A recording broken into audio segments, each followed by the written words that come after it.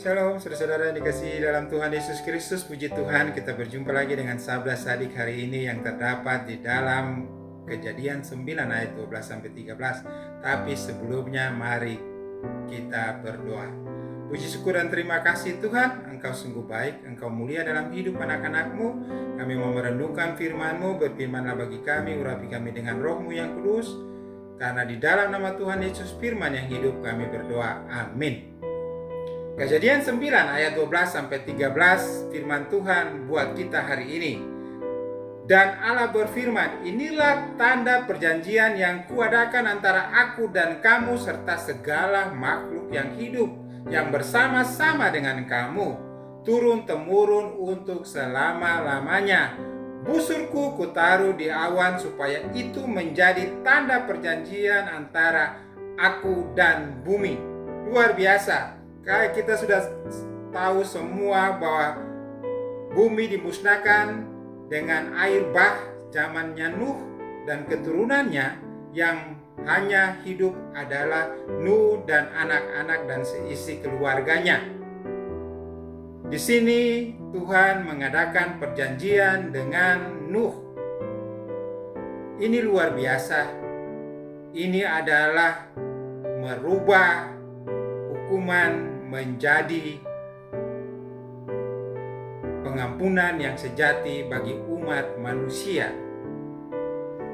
Tuhan mengadakan perjanjian dengan tanda pelangi dengan bahasa Ibrani-nya keset, yang dilihat sebagai busur Allah yang ditaruh di awan sebagai tanda perjanjian bahwa Ia tidak akan lagi memusnahkan bumi dengan air bah.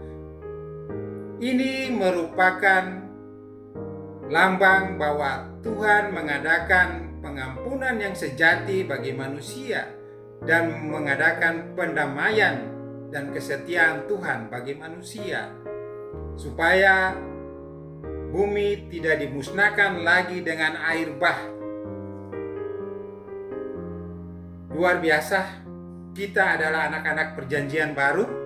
Bukan zamannya lagi perjanjian dengan Nuh, tapi perjanjian dengan kasih Kristus.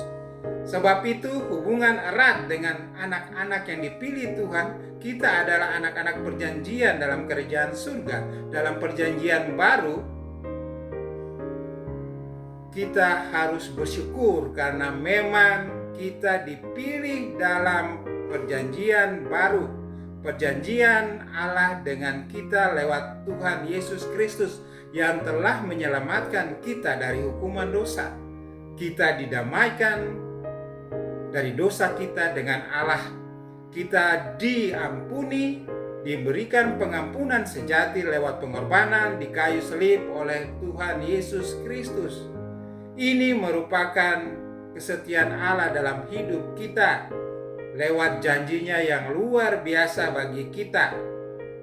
Sebab itu Yohanes 3 ayat 16 berkata, karena begitu besar kasih Allah akan dunia ini, sehingga Ia telah mengaruniakan anaknya yang tunggal, supaya setiap orang yang percaya kepadanya tidak binasa, melainkan beroleh hidup yang kekal. Saudara-saudara yang dikasihi dalam Tuhan Yesus Kristus, mari kita mengandalkan Tuhan sepenuhnya. Mari kita bertobat totalitas dalam hidup kita, menyerahkan hidup kita kepada karya Tuhan Yesus Kristus, supaya Roh-Nya yang kudus itu berkarya dalam tubuh dan jiwa kita, supaya kita menjadi anak-anak kemuliaan Tuhan. Kita bukan lagi janji dalam perjanjian lama, kita adalah anak-anak perjanjian baru, anak-anak kerajaan surga. Kita harus taat, kita harus setia akan janji Tuhan lewat firman-Nya buat kita, supaya kita menjadi anak-anak Tuhan yang luar biasa, yang sukses dalam hidup kita. Karena kasih Tuhan lewat kayu salib buat kita, kita mendapat anugerah yang tidak sepantasnya kita dapat di dalam nama Tuhan Yesus Kristus. Puji Tuhan, Tuhan Yesus memberkati kita.